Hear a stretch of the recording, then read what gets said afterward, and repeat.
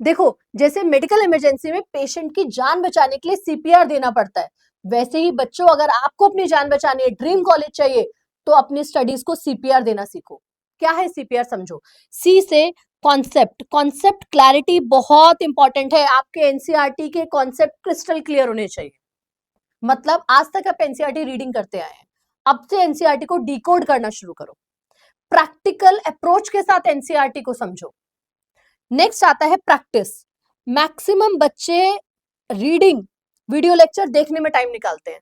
Ma'am हमें याद नहीं हुआ, हमें समझ नहीं आया, तो फिर हम क्वेश्चन कैसे करेंगे। बेटा कोशिश करो कि आपका 60% टाइम प्रैक्टिस पे जाए, एमसीक्यू, पीवाईक्यू, मॉक टेस्ट। जब तक आप क्वेश्चंस नहीं करोगे, आप अपनी नॉलेज को टेस्ट ही नहीं कर पा रहे हो। आपको समझ आया भी है या नहीं, उस नॉलेज का क्या जो आप क्वेश्चंस ही नहीं कर पाओ। तो प्रैक्टिस जरूर करनी है। लास्ट आता है रिविजन। अब ये सबसे इंपॉर्टेंट है। आप 5th चैप्टर पे पहुंच गए, लेकिन फर्स्ट चैप्टर भूल गए।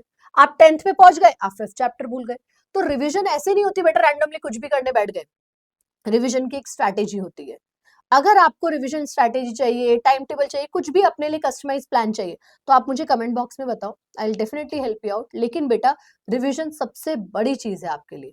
रिवीजन करने से कॉन्सेप्ट यहाँ पर लॉक हो जाते हैं, आप कभी भूलते नहीं हैं। तो बच्चों आज ही अपनी स्टडीज को सीपीआर दीजिए, कॉन्सेप्ट पे पूरा ध्यान दीजिए, प्रैक्टिस मैक्सिमम कीजिए और रिवीजन स्ट्रैटेजी बनाइए, रिवीजन का सर्कल बनाइए, रिवीजन करते रहिए, पुराने चैप्टर्स का रिपीट रिपीट रिपीट, तभी आप आगे बढ़ पाएंगे। गुड लक मेरे बच्चों।